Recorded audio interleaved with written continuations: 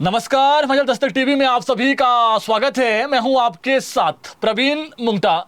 पूरा दिन हिमाचल प्रदेश में क्या कुछ खास रहा है, सभी बड़ी खबरों को लेकर आपके साथ हम जुड़ चुके हैं।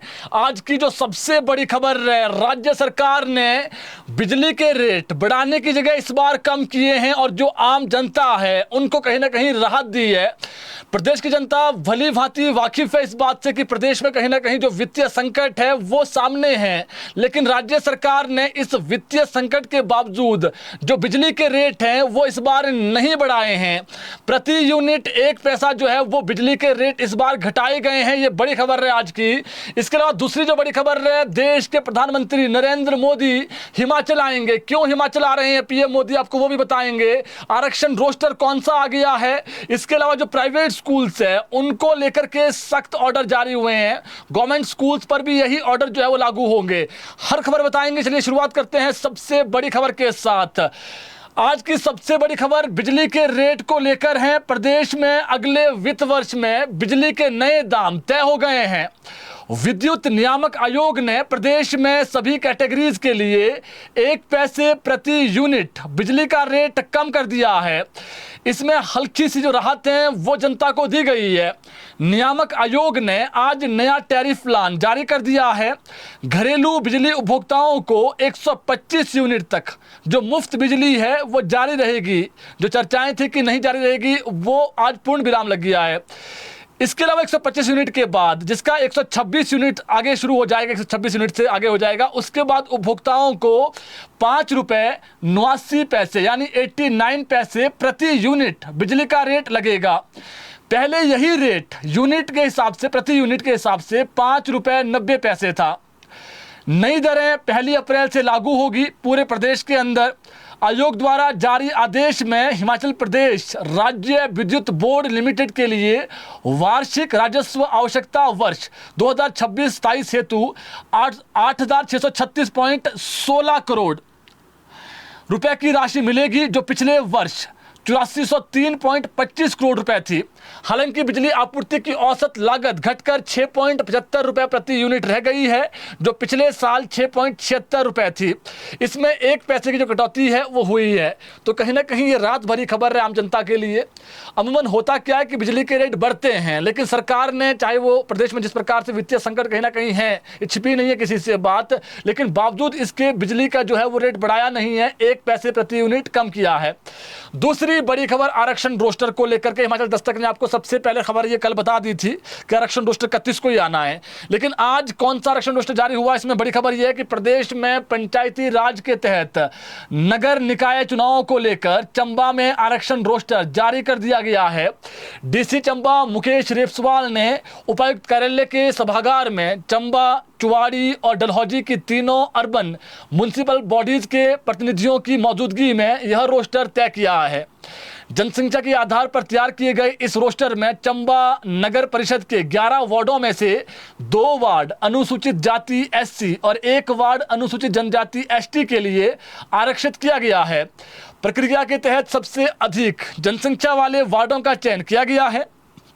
लॉटरी प्रक्रिया के माध्यम से जुलाकड़ी जगह पड़ती है, वहीं पर वार्ड को महिला एससी के लिए, और एक जगह पड़ती है हटनाला, वो हटनाला जो है वो बोर्ड जो वार्ड है इसको ओपन एससी के लिए आरक्षित किया गया है।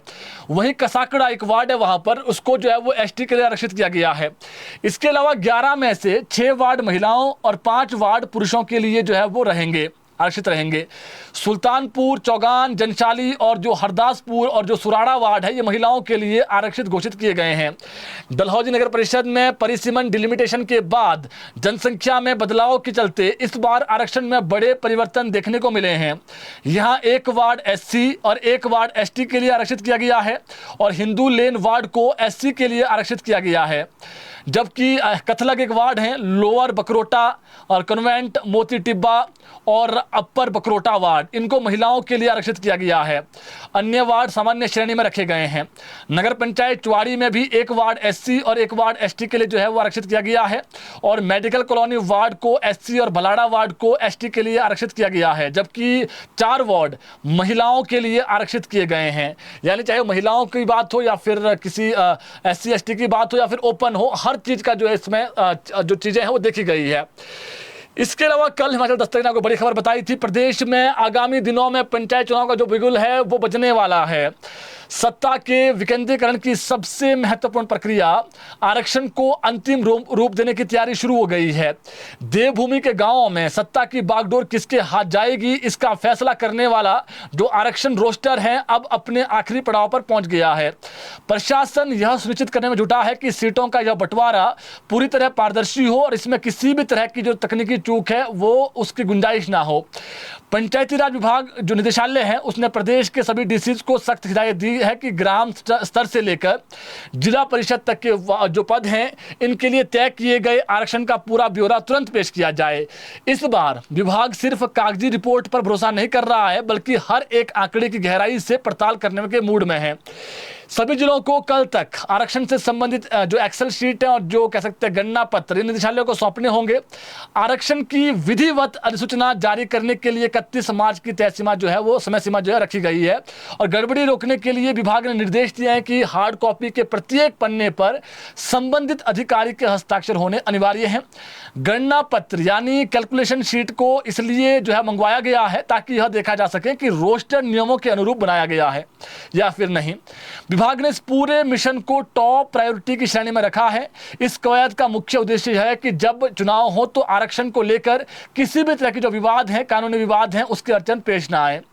पंचायत समितियों और जिला परिषद के जो वार्ड हैं इससे लेकर प्रधानों के पदों तक हर सीट का जो गणित है अब शिमला में बैठे जो उच्च अधिकारी हैं वो देखेंगे इसको पूर्ण रूप से। और जानकारी हमने आपको कल दे दी थी, सबसे पहले खबर हमने बताई थी आपको 31 तारीख को आरक्षण रोस्टर आएगा और कल तक ये मान के चलिए कि आज आखिरी दिन है। कल ये सारी जो डीसीज हैं सारे जो आरक्षण किस किस को कौन से पंचायत में कौन सी सीट ओपन रहेगी, रिजर्व रहेगी, रिजर्व रहेगी महिलाओं के लिए या फिर पुरुषों के लिए, जो भी है कल तक सारे डीसीज जो आखिरी फाइल है अपनी आरक्षण की वो दे देंगे, यानी आरक्षण तय कर देंगे। उसके बाद शायद देखेगा 31 तारीख को हो जाए, संभावनाएं हैं पूरी 31 तारीख को रोस्टर आ जाएगा। इसके अलावा एक ऑर्डर है जी, ये प्राइवेट स्कूल्स के लिए भी हैं और प्रदेश के गवर्नमेंट स्कूल्स के लिए भी हैं और ये सख्त ऑर्डर हैं। आज जो हालांकि रात को होगी नोटिफिकेशन बीते कल, ये जो शिक्षा निदेशालय है शिमला की ओर से सभी डिप्टी डायरेक्टर्स को आदेश जारी किए गए हैं कि जिला मजिस्ट्रेट शिमला के पत्र के आधार पर कार्रवाई के निर्देश सभी सरकारी और निजी स्कूलों को सुरक्षा नियमों का सख्ती से पालन करना होगा। स्कूल वाहनों टैक्सियों की नियमित जांच अनिवार्य होगी। ड्राइवरों की समय समय पर चेकिंग और जो सत्यापन है वो भी ज़रूरी होगा। वाहनों की फिटनेस और सुरक्षा मानकों पर विशेष ध्यान देना होगा। हाईकोर्ट के निर्देशों का पालन सुनिश्चित करने के आदेश दिए गए हैं और जल्द से जल्द जो अनुपालन रिपोर्ट है वो शिक्षा निदेशालय को भेजनी होगी। साफ संदेश है कि बच्चों की सुरक्षा से कोई समझौता नहीं, जो नियम तोड़ेंगे उन पर जो है वो कानूनी कार्रवाई भी होगी और जो विभाग है वो भी कार्रवाई करेगा। ऑर्डर ये है जो टैक्सियाँ हैं प्राइवेट स्कूल्स के बच्चों को छोड़ने के लिए या फिर जो भी गवर्नमेंट, चाहे वो गवर्नमेंट स्कूल्स की बसें हो या फिर प्राइवेट स्कूल्स की बसें हो जो बच्चों को छोड़ने जाती है, इसमें हर चीज़ का ध्यान दिया जाए। इसमें हर चीज़ में क्या चीज़ें जी, एक तो जो है वो कई बार बसें पुरानी होती है, खटारा बसें, वो देखी नहीं जाती है। तो इस बार देखिए आपने देखा कि सोशल मीडिया एक खबर ऊना से आई थी बहुत पहले, हालांकि इसमें जो है वो कई बार बच्चों को जो उसका कह सकते हैं आप जो बसें हैं वो खटारा होती है। तो इसमें अब ये सरकार जो है वो सरकार ने ऑर्डर निकालें कि प्राइवेट स्कूल इंश्योर करें हर चीज़, जो बसें हैं वो बढ़िया होनी चाहिए और उसकी जो प्रॉपर कह सकते हैं फंक्शनिंग है बस की, कब उसका काम करवाना क्या है वो हर चीज़ देखा जाए। और अगर कोई भी बस रैंडमली चेक की जाए प्राइवेट स्कूल्स की, उसमें कोई भी कोताही होगी, एक तो विभाग कार्रवाई करेगा शिक्षा विभाग, उसके बाद कानूनी जो प्रक्रिया है वो भी आगे जाएगी। इसके अलावा विधानसभा में एक सवाल के जवाब में एक बड़ी चूक सामने आई है। विधानसभा में दिए गए एक लिखित जवाब ने एक ईमानदार अधिकारी की छवि पर सवाल खड़े कर दिए, लेकिन अब सरकार ने खुद आगे आकर इस गलती को स्वीकार कर लिया है। दरअसल 18 मार्च को इसी महीने विधानसभा में प्रश्न संख्या 2319 के जवाब में जो संदिग्ध सत्यनिष्ठा वाले अधिकारी हैं, कर्मचारी हैं, उनको सेवा विस्तार से जुड़ी सूची पेश की गई थी। इसी सूची में एक अधिकारी हैं ओएसटी जो है वो युद्धवीर सिंह ठाकुर, इनका भी नाम शामिल कर दिया गया था। सरकार के मुताबिक यह पूरी तरह से अनजाने में हुई गलती थी। समान विषय के अन्य प्रश्नों के कारण जवाब तैयार करते समय जो कह सकते हैं संचार में इसमें चूक हुई है और ठाकुर सुखविंदर सिंह सुक्खू ने खुद इस मामले को स्पष्ट करते हुए कहा है कि नाम गलती से शामिल हुआ। रिकॉर्ड की जांच के बाद पुष्टि हुई कि अधिकारी इस श्रेणी में नहीं आते हैं। विधानसभा में सही जानकारी दर्ज कराई जाएगी। वहीं जो रिटायर्ड जॉइंट डायरेक्टर हैं युद्धवीर सिंह ठाकुर, इन्होंने प्रेस नोट जारी किया है और इन्होंने इस गलती से उनकी जो 40 साल की बेदाग सेवा और प्रतिष्ठा को ठेस पहुंची है और मानसिक पीड़ा का सामना उन्हें करना पड़ा है और जिम्मेदार जो अधिकारी है उनके खिलाफ सख्त कार्रवाई की जाए। तो खबर क्या है कि एक जो संदिग्ध है अधिकारी कर्मचारी, उनको सेवा विस्तार दिया गया है, ऐसी लिस्ट आई विधानसभा में, हमने आपको खबर बताई भी थी। लेकिन एक अधिकारी है, इनका नाम गलती से उस लिस्ट में आ गया और अब ये कह रहे हैं कि वो मानसिक संतुलन जो है उनका, कह सकते हैं मानसिक जो कह सकते हैं, उससे परेशान है। उन्होंने जिंदगी में 40 साल सेवाएं दी है सरकारी विभाग में और उसके बाद ना उनका नाम है, पता नहीं किसका नाम था और किसका नाम दे दिया। वहां पर उन्होंने कहा है कि जिसने ये नाम दिया है उस व्यक्ति पर जो है कार्रवाई होनी चाहिए, उस अधिकारी पर कार्रवाई होनी चाहिए। तो और जो ये युद्धवीर सिंह ठाकुर, इनकी छवि बेदाग है जी, ठाकुर जो ये जिनका हमने नाम लिया है। इसके अलावा प्रदेश से हाल ही में निर्वाचित राज्यसभा सांसद अनुराग शर्मा के चुनाव को हाईकोर्ट में चुनौती दी गई है, बड़ी खबर है। इस मामले में हाईकोर्ट के अधिवक्ता विनय शर्मा ने जनहित याचिका दायर की है। विनय शर्मा ने बताया कि उनकी याचिका पर हाईकोर्ट ने आज इस संदर्भ में इलेक्शन कमीशन ऑफ इंडिया, केंद्र सरकार, राज्य सरकार, रिटर्निंग ऑफिसर और स्वयं अनुराग शर्मा को नोटिस जारी कर जवाब तलब किया है। चीफ जस्टिस गुरमीत सिंह सिधावालिया और जस्टिस वीसी नेगी की जो बेंच है, उन्होंने सभी प्रतिवादियों को 21 मई तक जवाब दायर करने के आदेश जारी किए हैं। याचिका में आरोप लगाया गया है कि अनुराग शर्मा ने नामांकन दाखिल करते समय सरकार के साथ अपने ठेके कॉन्ट्रैक्ट जारी रखे हुए थे, जिसके चलते वे चुनाव लड़ने के लिए अयोग्य थे, आरोप है उन पर। याचिकाकर्ता ने रिप्रेजेंटेशन ऑफ पीपल एक्ट 1951 की धारा 9A का हवाला देते हुए कहा है कि यदि किसी प्रत्याशी का नामांकन के समय सरकार के साथ कोई सक्रिय कॉन्ट्रैक्ट होता है तो उसकी उम्मीदवारी अवैध मानी जाती है। याचिका में यह दावा किया गया है कि नामांकन के दौरान अनुराग शर्मा के साथ कॉन्ट्रैक्ट सक्रिय थे, बावजूद इसके रिटर्निंग ऑफिसर ने नामांकन की ठीक से जाँच नहीं की और उसे स्वीकार कर लिया।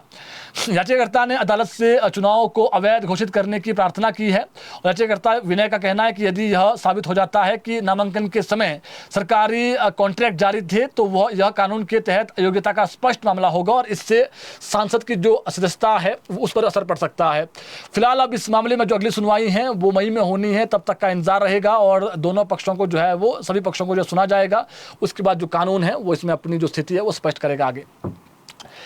इसके अलावा दिल्ली से लौटने के बाद नेता प्रतिपक्ष जयराम ठाकुर ने आज मीडिया से बातचीत की है और पीएम नरेंद्र मोदी जल्द हिमाचल के दौरे पर आएंगे, बहुत बड़ी खबर है। हालांकि उन्होंने यह स्पष्ट नहीं किया है कि पीएम कब और किस कार्यक्रम के लिए हिमाचल आएंगे, मगर हिमाचल दस्तक के पास जो जानकारी है सूत्रों के हवाले से वो ये है कि पीएम मोदी देहरा आएंगे जी और वहाँ पर जो केंद्रीय यूनिवर्सिटी है उसका जो कैंपस है, न्यू कैंपस, उसका उद्घाटन करेंगे और संभावना है कि अगले महीने पीएम मोदी हिमाचल आ सकते हैं।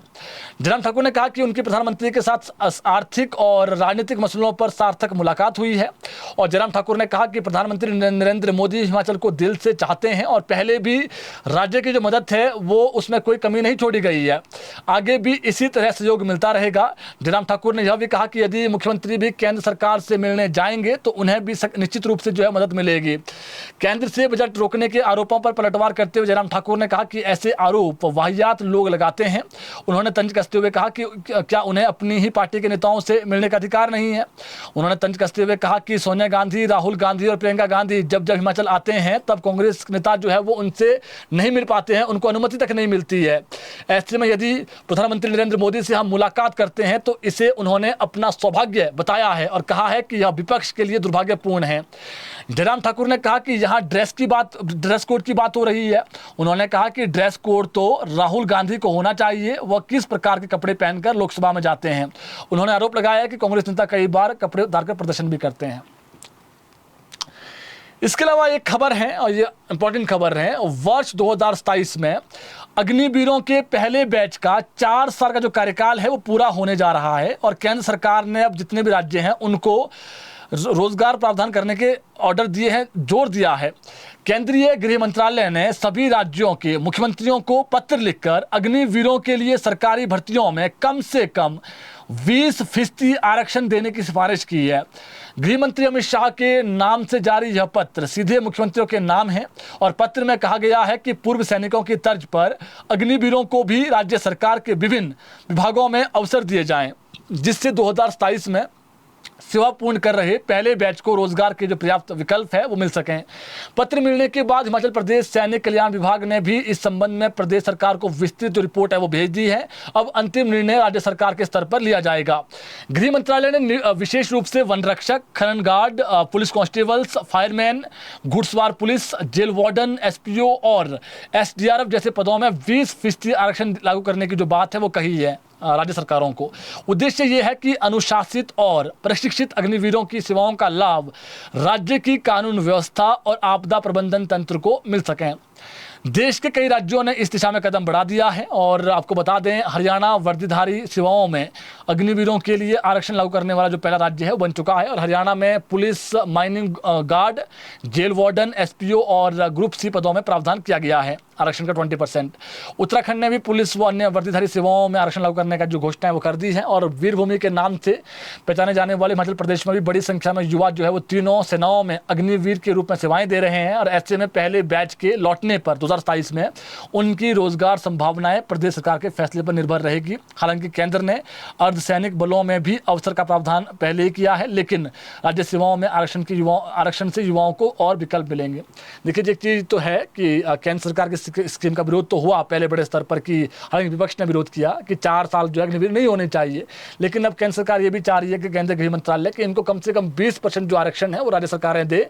और केंद्र सरकार ने जहां कर सकते थे अर्धसैनिक बल में, वहां उन्होंने कर दिया है और ये लेटर लिखे गए हैं सीएम के नाम पर। लेकिन ये बात वही है कि इसको इंप्लीमेंट राज्य सरकार ने करना है और ये फैसला जो है वो कैबिनेट में लिया जाएगा। इसके अलावा प्रदेश कांग्रेस नेता जो अध्यक्ष हिमाचल प्रदेश के कांग्रेस के विनय कुमार, उन्होंने नेता प्रतिपक्ष जयराम ठाकुर पर प्रदेश की वित्तीय स्थिति को लेकर झूठ बोलने, भ्रम फैलाने व देश व प्रदेश के लोगों को गुमराह करने का आरोप लगाया है। उन्होंने कहा है कि प्रदेश की मौजूदा वित्तीय स्थिति पूर्व भाजपा सरकार की देन है।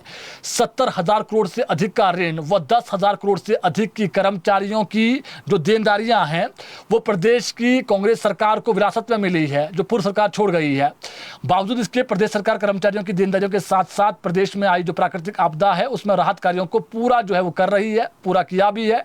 और केंद्र से कोई भी जो राहत है वो ना मिलने के बावजूद प्रभावित जो परिवार हैं उनका पुनर्वास किया जा रहा है। विनय कुमार ने आज जयराम ठाकुर का प्रधानमंत्री नरेंद्र मोदी से मिलने पर अपनी प्रतिक्रिया देते हुए कहा कि अच्छा होता अगर प्रधानमंत्री के समक्ष वह प्रदेश के राजस्व घाटा अनुदान यानी आरडीजी बहाल करने की मांग करते और उन्हें याद दिलाते कि उन्होंने जो है वो 1500 करोड़ की घोषणा की थी धर्मशाला में, वो भी दें। उन्होंने कहा कि राजस्व घाटा अनुदान बंद होने से भविष्य में जो है प्रदेश के विकास कार्य प्रभावित होंगे और ऐसा नहीं है कि ये सिर्फ कांग्रेस सरकार में ही होगा, आगामी समय जो भी सरकार आएगी उनको भी इसका खामियाजा भुगतना पड़ेगा। इसके अलावा प्रदेश के विभिन्न विभागों में कार्यरत आउटसोर्स कर्मचारियों के प्रतिनिधियों ने और जो संगठन है उन्होंने बड़ा निर्णय लिया है कि 27 मार्च यानी शुक्रवार को विधानसभा सत्र के दौरान अपनी लंबित एवं नियोजित जो न्याय उचित जो मांगे हैं उसको लेकर शिमला के चौड़ा मैदान में एक विशाल शांतिपूर्ण प्रदर्शन एवं एकजुटता सभा आयोजित की जाएगी आउटसोर्स कर्मचारियों के द्वारा। इस कार्यक्रम में प्रदेश भर से विभिन्न विभागों के जो हजारों आउटसोर्स कर्मचारी है वो भाग लेंगे, दावा किया है आउटसोर्स कर्मचारियों ने। कर्मचारियों ने कहा है कि पिछले 15 से 20 सालों से निरंतर वो सेवाएं दे रहे हैं, आज भी नौकरी की असुरक्षा और जो अपर्याप्त वेतन जैसी गंभीर समस्याओं का सामना उनको करना पड़ रहा है।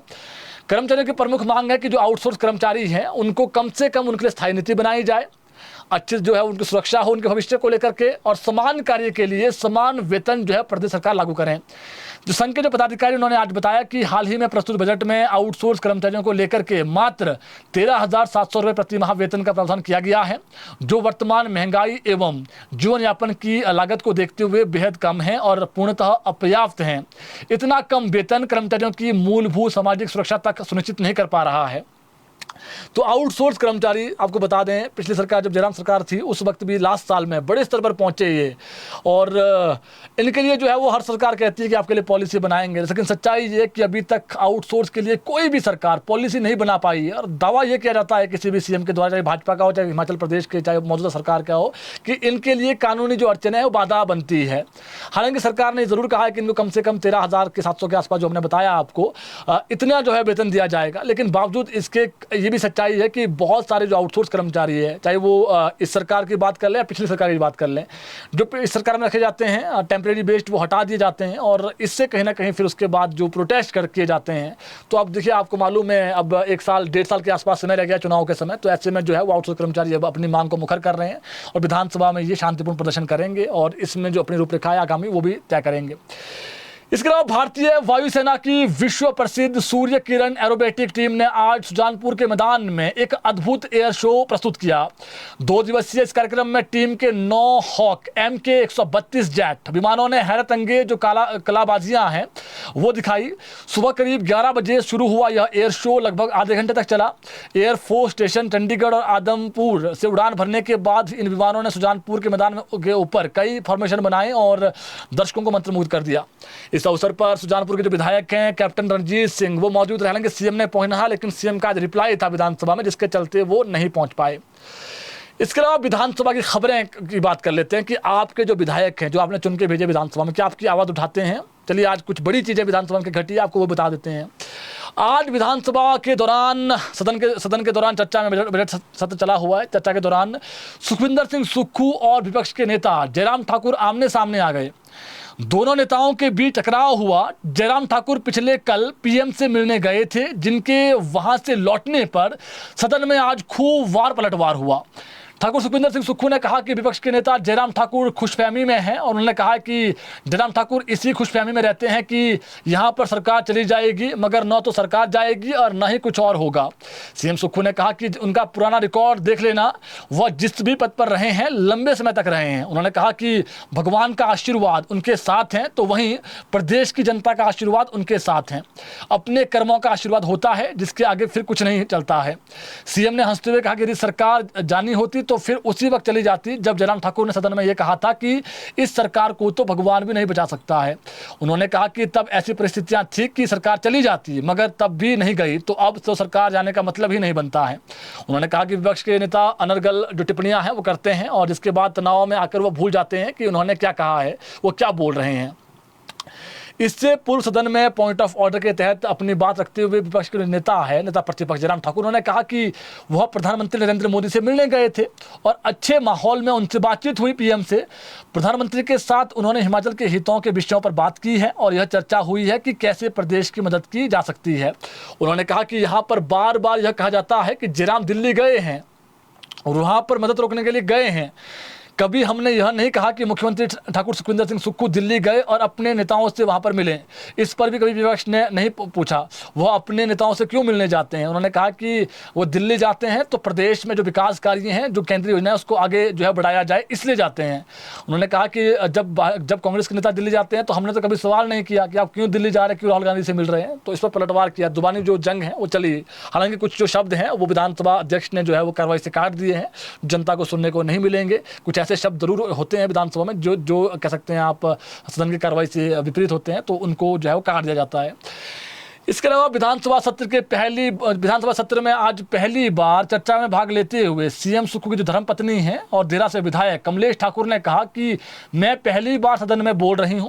बजट सत्र के दौरान सीएम सुक्खू की पत्नी और देहरा से विधायक कमलेश ठाकुर ने भी सदन में अपनी बात रखी। आज इस दौरान उन्होंने केंद्र सरकार पर जो है निशाना साधा है और चर्चा के दौरान कमलेश ठाकुर ने सदन में कहा कि मैंने भी सोचा कि नवरात्र हैं और शुभ मुहूर्त में मैं भी हिस्सा लूंगी। इस दौरान कमलेश ठाकुर ने एलपीजी, मनरेगा और जो आरडीजी है इनको 3 बहनों की संज्ञा दी और कहा कि आज तीनों बहनें वेंटिलेटर पर हैं। गैस की स्थिति यह है कि उज्ज्वला योजना में 45 दिन की कंडीशन रखी गई है और आज तो हॉलिडे होम में चूल्हे पर खाना बन रहा है, ट्रिपल-एच होटल जो शिमला में है, और विधानसभा में भी जो चूल्हे हैं उसमें लकड़ी डालकर खाना बनाया जा रहा है विधानसभा के लिए।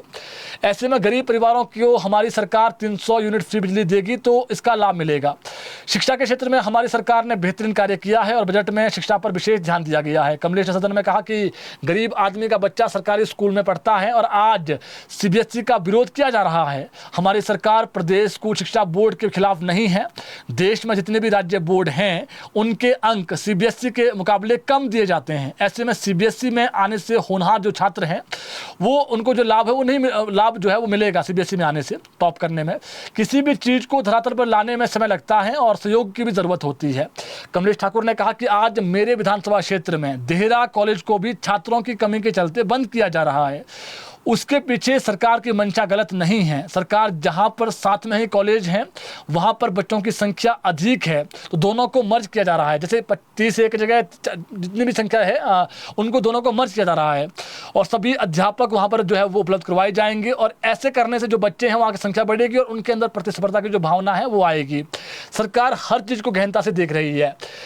दूर दराज के इलाकों के लिए शिक्षकों को भेजने के लिए मैंने भी कुछ शिक्षकों को जो है वो शिक्षकों के जो ट्रांसफ़र के लिए जो है डीओ नोट भेजे थे, लेकिन सरकार ने अध्यापक वहीं भेजे जहां पर ज़रूरत है। यह सरकार की जो सही मंशा है उसको दर्शाता है। यानी एक बात सामने आई है, जो कह सकते हैं सीएम की धर्मपत्नी है कमलेश ठाकुर, उन्होंने कहा कि मैंने डीओ नोट भेजे थे क्योंकि ऑब्वियसली बात है एमएलए हैं तो कई बार उनको प्रेशर होता है कि उन्हें जो है वो डीओ नोट भेजने पड़ते हैं। मैंने डीओ नोट ज़रूर भेजे थे, लेकिन सीएम सुक्खू ने उसको जो है वो पास नहीं किया, क्योंकि सीएम सुक्खू का जो उन्होंने कहा कि सरकार की मंशा जो है वो ये है कि गाँव में भी जो है वो टीचर्स जाएँ, तो ऐसे में वो डीओ नोट जो है कंसिडर नहीं किए गए। तो उन्होंने कहा कि जब मेरा ही डीओ नोट कंसिडर नहीं किया जा रहा है तो कितनी पारदर्शिता है सरकार में वो आप खुद देख सकते हैं कि जहाँ पर नीड बेस्ड है वहीं पर जो है वो टीचर्स भेजे जा रहे हैं।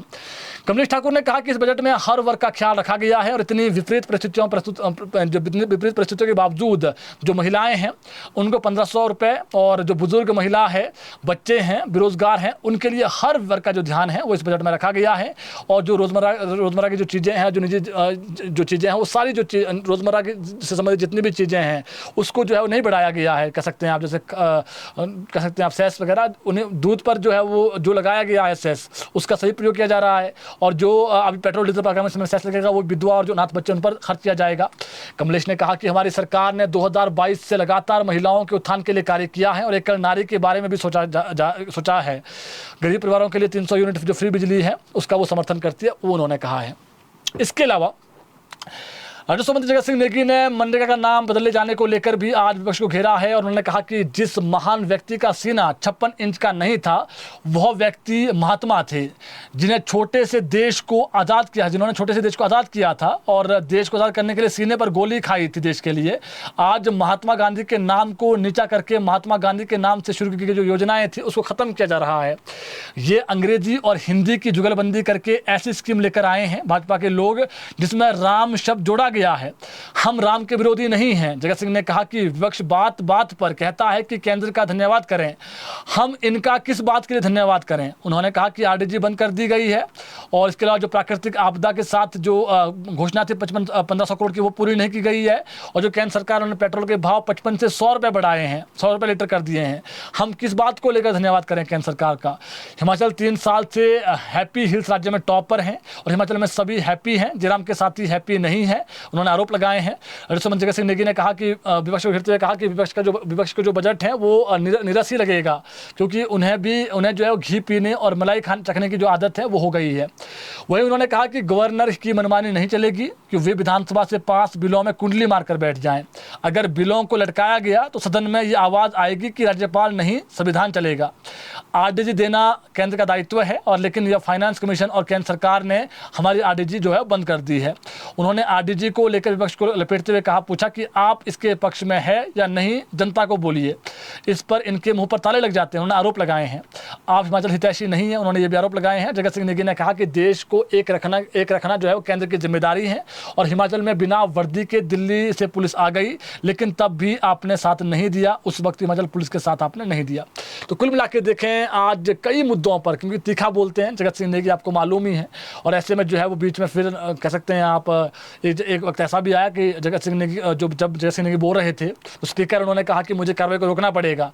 तो तीखी जो जुबानी हमले हैं वो चलते रहे दोनों तरफ से। इसके अलावा चर्चा में भाग लेते हुए भाजपा के विधायक सतपाल सिंह सत्ती ने भी आज बड़ी बात कही। उन्होंने कहा कि इसमें दो राय नहीं है कि जब महात्मा गांधी अफ्रीका में थे तो उन्होंने वहां पर हुए भेदभाव पर भारत की आज़ादी का प्रण लिया था। देश की आज़ादी में उनके साथ वे लोग भी थे जो आज अलग अलग दलों में हैं। उन्होंने कहा कि महात्मा गांधी राष्ट्रपिता है, प्रधानमंत्री ने भी उनको पूरा सम्मान दिया है। महात्मा गांधी ने चरखा दिया है तो प्रधानमंत्री ने उसे लोकल फॉर वोकल कहा है। सतपाल सिंह सत्ती ने कहा कि मनरेगा को लेकर कहा कि अगर इसमें महात्मा गांधी का नाम हटा है तो उनसे बड़ा नाम राम, उनका जो नाम है वो लगाया गया है, जिनको महात्मा गांधी भी मानते थे। ओपीएस पर सतपाल सिंह सत्ती ने कहा कि ओपीएस आपकी सरकार के समय ही बंद हुई थी और आपने ही इसे लागू किया है। सतपाल सिंह सत्ती ने कहा कि ऊना डिवीजन के अंदर 1134 ऑफलाइन टेंडर लग गए हैं और घास काटने के लिए ही लगभग 99 हज़ार के जो टेंडर है वो लगाए जा रहे हैं।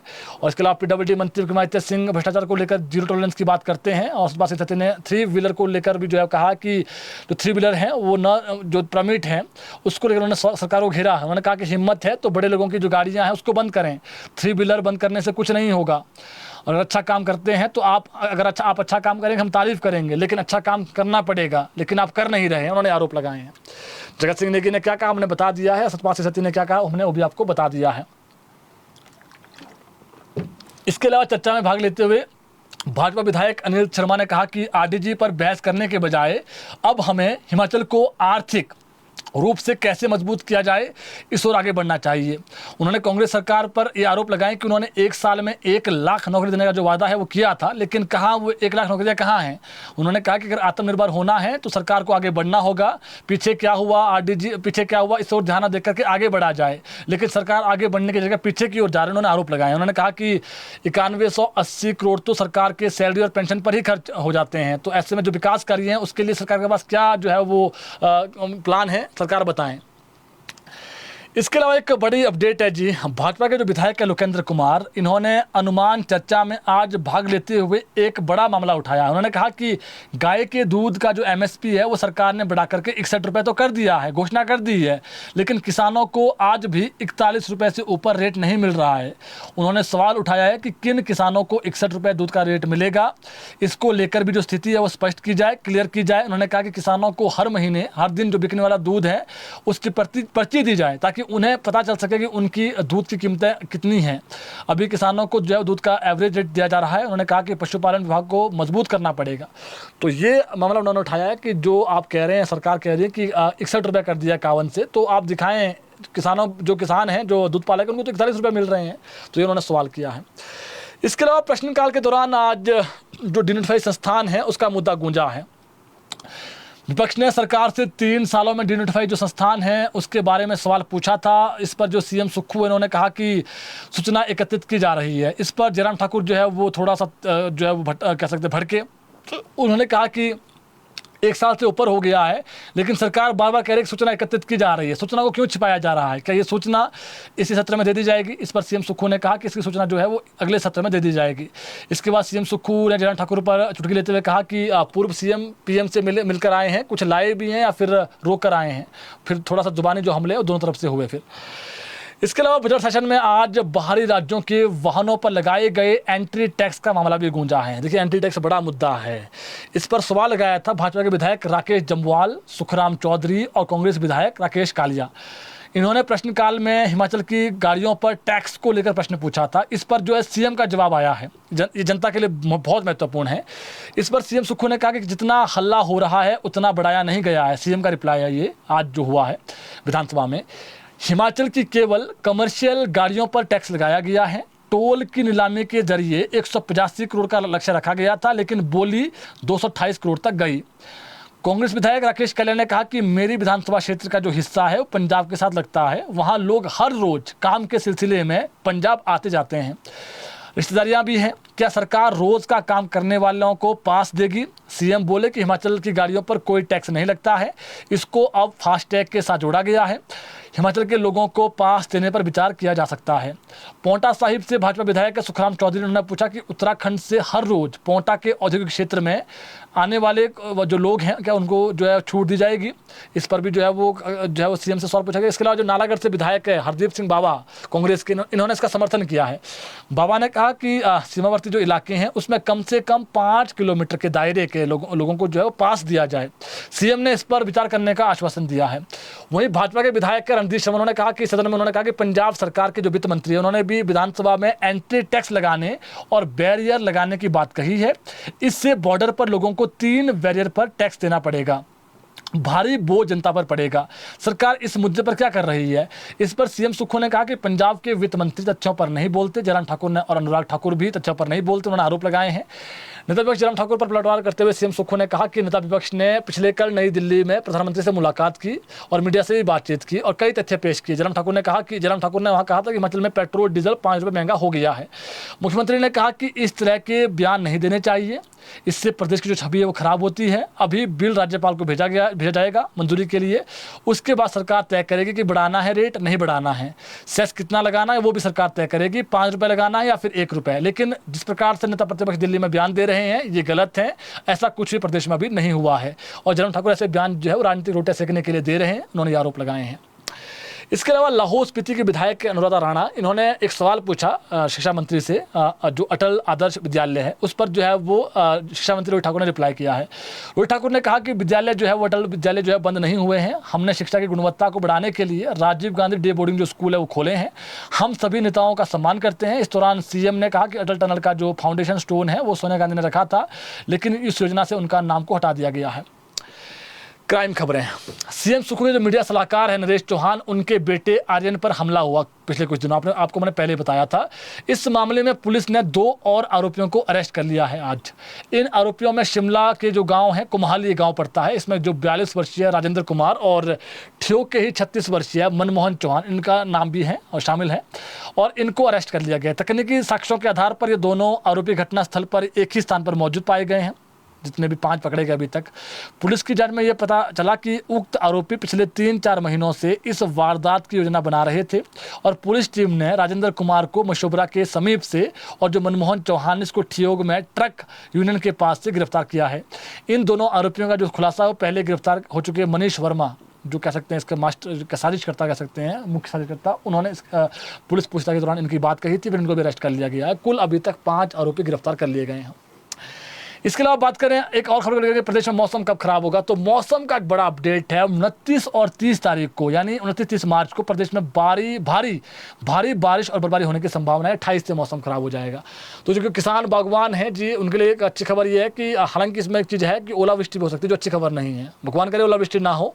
लेकिन जो मौसम विज्ञान केंद्र शिमला का पूर्वानुमान है 29-30 तारीख को प्रदेश में जो लाहौल स्पीति, किन्नौर, चंबा, कुल्लू, मंडी, सिरमौर, इसकी ऊंची चोटियों पर बर्फबारी होने की संभावनाएं हैं और जो मिडल हिल्स है वहाँ पर भी बारिश होने की संभावनाएं हैं और ओलावृष्टि की भी संभावनाएं हैं। इसके अलावा जो ऊना है, हमीरपुर है, बिलासपुर है, शिमला है, जो लोग कह सकते हैं मिडल हिल्स और जो लो हिल्स है वहाँ बारिश होने की संभावना है। तो प्रदेश में 28, 29, 30 को, हालांकि अधिक खराब 29-30 को है, 28 को जो है वो 4 जिलों में खराब है, जिसमें लाहौल स्पीति, किन्नौर, चंबा और कुल्लू है। बाकी 29-30 को प्रदेश में अधिकांश जगहों में बारिश बर्फबारी की संभावनाएं हैं। तो जो आज की बड़ी खबरें थी आप तक हमने पहुंचा दी है। बुलेटिन शेयर जरूर करें ताकि और लोगों तक भी अपडेट पहुंच सकें। बाकी कल 6 बजे जो है वो आपके साथ फिर जुड़ेंगे। धन्यवाद।